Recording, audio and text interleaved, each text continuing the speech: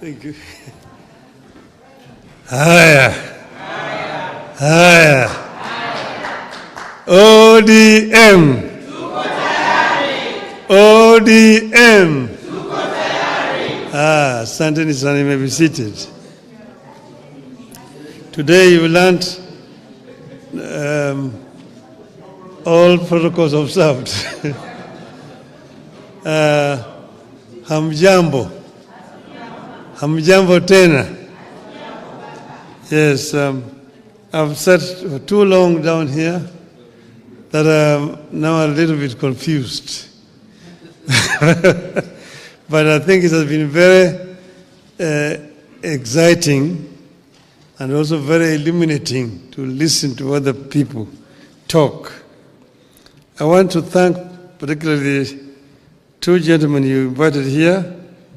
That is Polycarp Omolo Chilo and Dr. Oscar Otele from the University of Nairobi. I found their contribution very informative indeed, and with a lot of humor and good touch. And I also want to thank everybody else who has contributed in this discussion today. It was a wonderful session.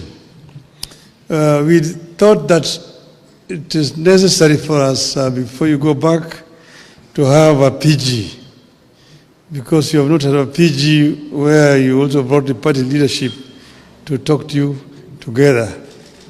And we felt that we should do it before the end of the year, particularly before we go for the jamboree in Mombasa. So I'm not going to bore you with a very long speech. There's a few things that I put together that I want to say. About a year ago, we got together with the UDA party to help steady the ship of the Kenyan nation that had been hit by extreme turbulence and faced a reality of collapse. Some people may not even know exactly where we were, but because I had a first inside impression of what was happening, we were very much almost on the precipice. Because as you see, after so many days of demonstrations, you saw that eventually the military were on the streets. And they were on the streets, of course, they were fairly civil to the wananchi at that time. But that was because they had not been given instructions. And you know, there is what you always all the time talk about, the chief of defense forces. Once the military are given instructions, they execute. And we are almost there. We're almost there. So he said, it's better to have a country that is civil, where leadership can be replaced through the ballot rather than through the bullets. And that was one of the reasons why we did what we did at that time. The coming together started informally, with some of our members joining the government. We later formalized the arrangements through a memorandum of understanding signed publicly with UDA and shared widely with the public. This far, a core agenda of our coming together has been achieved. We have a stable and peaceful country. We beat back the chaos and created an environment in which we can agree to disagree without staring at collapse. I recognize and appreciate the role our MPs continue to play in the realization of this noble goal of preserving the nation.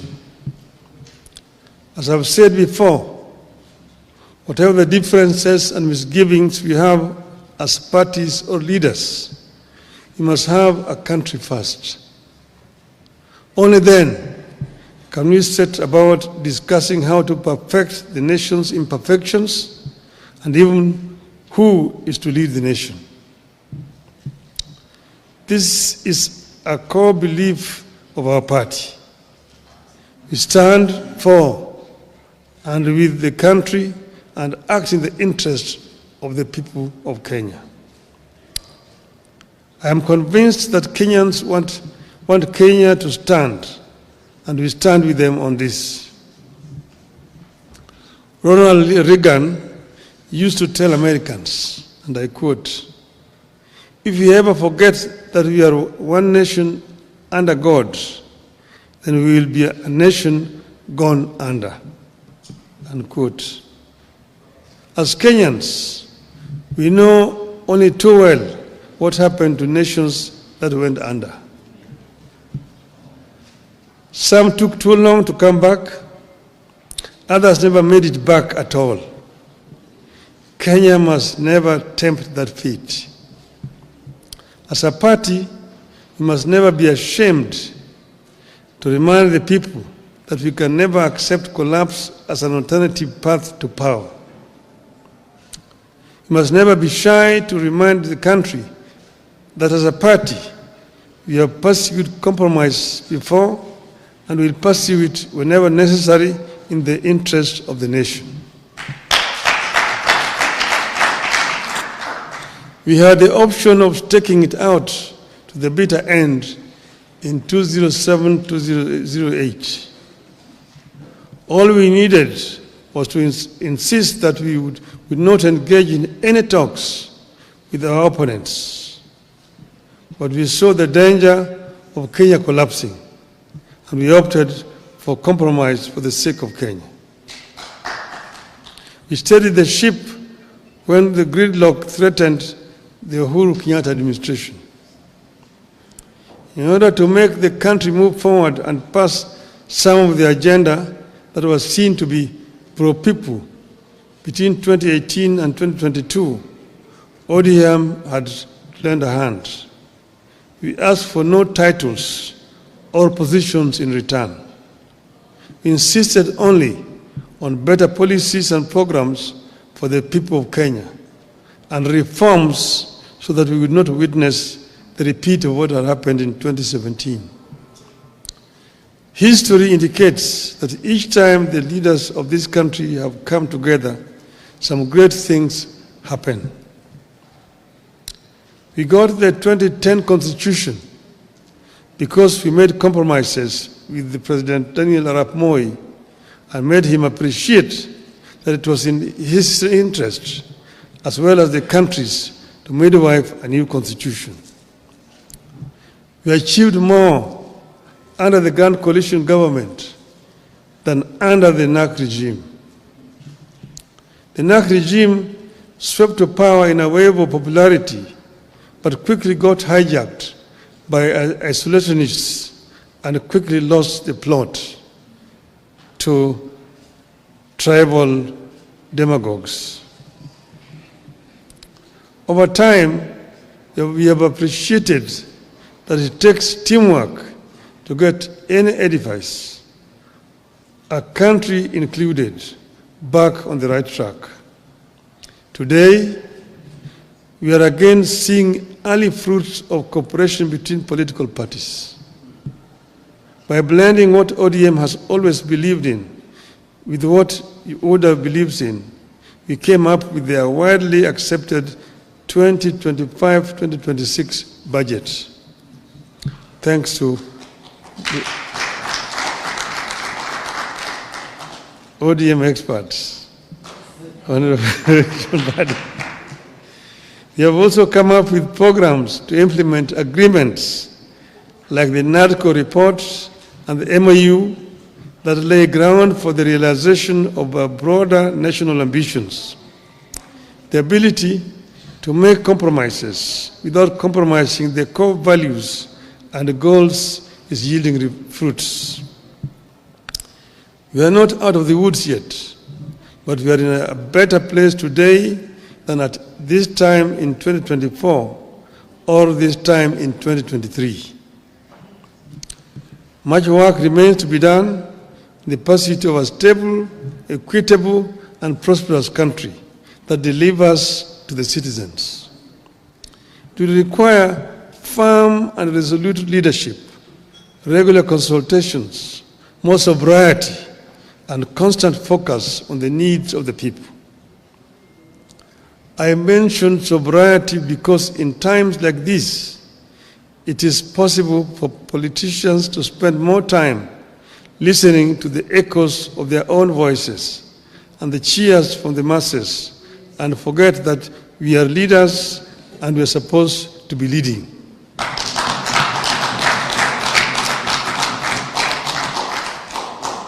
In times like these, it is possible to be lost in competing campaigns or populism and forget that leading means making decisions that may sometimes invite booing instead of cheers.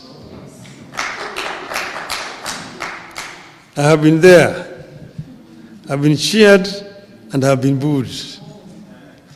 I was once set up against the people when I set about clearing the ground for the Thika superhighway and the bypasses around Nairobi.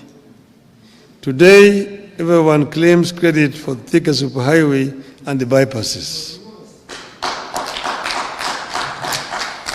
My colleagues in Parliament once disowned me when, together with KANU, I championed the Constitution Review Commission that laid the groundwork for what became the 2010 Constitution, and which everyone claims credit for today.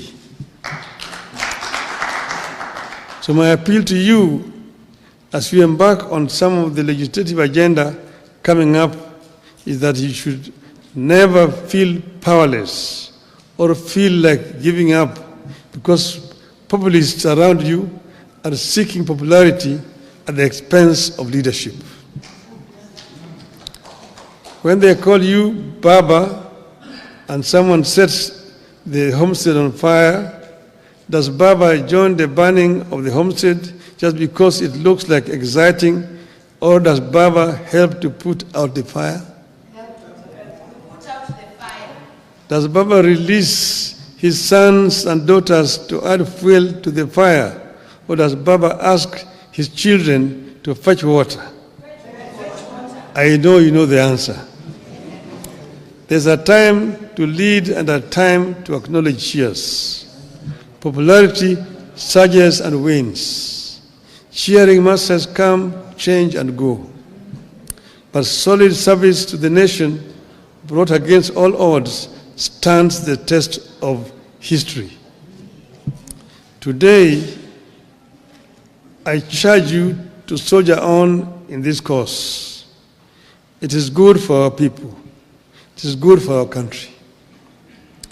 If you act out of conviction, if you put the people at the heart of your maneuvers, if you are sure that our actions are in line with our ideals as a party and our aspirations as a country, the lack of history will be on our side. And I've said, as has been said by Dr. Oscar Hotel there, I told you, stand for what is right for the party.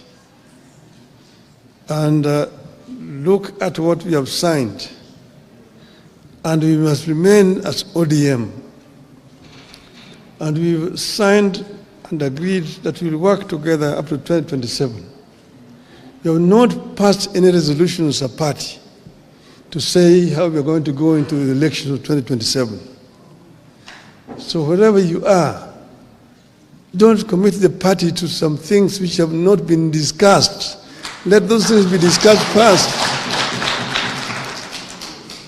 We are ODM. Who's told you that ODM will not have a candidate in 2027? Who has told you? So first, think as ODM, we have a clear plan that we have negotiated and we've agreed on, and let us continue to implement that plan. Other decisions we'll take when the time comes. Finally, first, I want to thank Mbadi for bringing out some of the issues. Like he's talked about selling some assets. Kenya Pipeline Corporation. The pipeline is underground from Mombasa through here. Even if you sell it, where is somebody taking it to? It remains very much an asset of Kenya. It is just there on the ground. So somebody want to buy it, buy it. That is what Margaret Thatcher told Britons when the Arabs were coming with petrodollars to buy historical buildings in the UK. She said, even if they buy Buckingham Palace, where are they going to take it? It remains here. Your asset. It's an idle asset.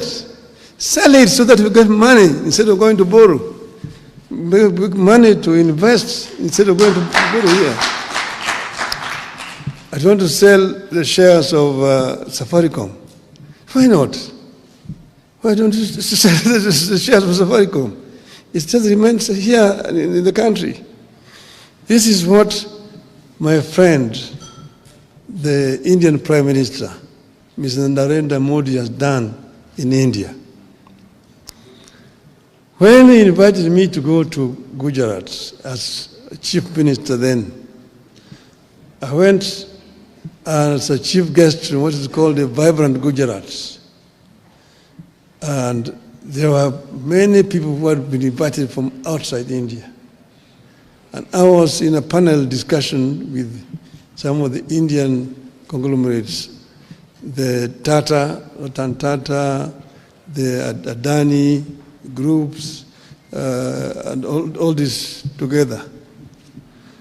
And we saw how many deals were being signed, people coming to invest in Gujarat. The state of Gujarat is one of the states of India. The economy of Gujarat was growing at the rate of 13% per annum, compared to 5-6% of other states. Gujarat, the population of Gujarat is 60 million people, bigger than Kenya.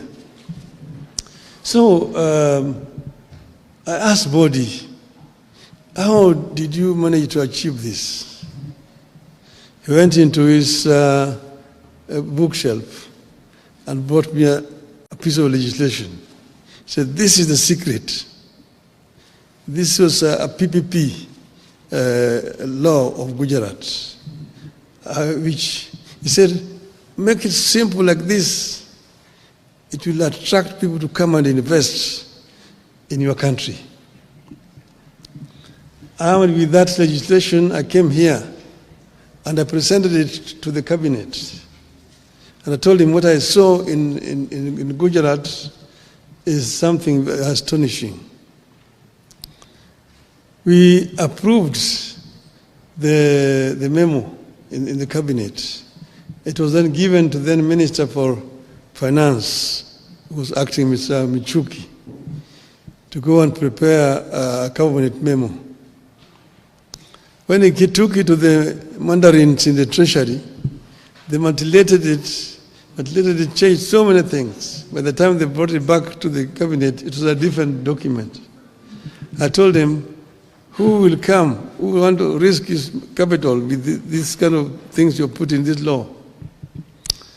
It was passed and brought to Parliament, passed, no investors came because there were so many restrictions and private capital is risk shy.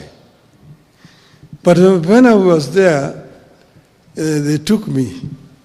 They took us. I was in that delegation as a prime minister. I'd gone with the current Prime Cabinet Minister, Mr. Mudavadi. We were with President Ruto at that time, with Chris Obore, who was a minister for Public Works. I was with a big delegation. We were taken to a place called Mundra, a port, where they had built. I mean, Modi had given just land to Adanis, 5,000 hectares of land, marshland near the sea. They drained that land and built a port. So they were using that port to import coal from Indonesia. And they put up a power plant, 4,600 megawatts of power.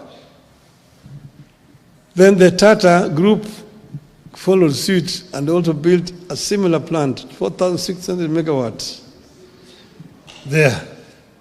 So a total of 9,600 megawatts was being generated from that port alone.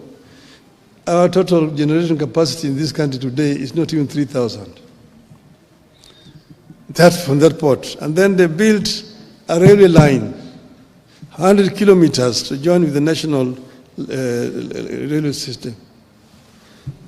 A sleeping village of 5,000 people rose to become a village of a town of 200,000, eventually now 500,000 people.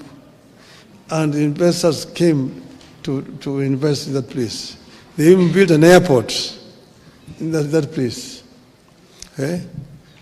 Then I can give you so many other examples. So you find the same people, Adani, are given them Bombay. Bombay airport used to be so dilapidated, fly infested and so on. They could have constructed Bombay airport. Today Bombay airport is so efficient when you go there.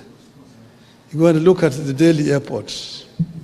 When Modi eventually became Prime Minister of India, he now replicated what he had done in Gujarat in the whole of India. Within the time that he has been the Prime Minister for 10 years, they have constructed 130,000 kilometers of railway line through PPP. They have, in almost every state in India has got 2 international airports in India. All this being done through PPPs. And that's why when Adani came here to want to do this airport, and too much noise was being made in Parliament for no reason at all. I mean, they pulled out. The Red airport is just like here, it is. It is as it is. They are not taking it away. They are bringing their money to do it. They are bringing their money to do it. And they will charge for over 30 years so that they don't charge so highly. That's what would have happened. Now, a similar arrangement is happening in Kigali. So the Qataris are building a Kigali International Airport in the same terms like Adani wanted to do here. So Kigali is going to be the hub in this region, not Nairobi, because of noise being made by other parties which were also interested in doing what Adani was supposed to do and paying people down under the table to make noise every day in the newspapers. Shame on them. Shame on them. We need to wake up as a country, because if we don't wake up, we're going to continue to sleep. There's many opportunities that are available for us as a country. We as ODM must remain ODM and remain focused, because the country needs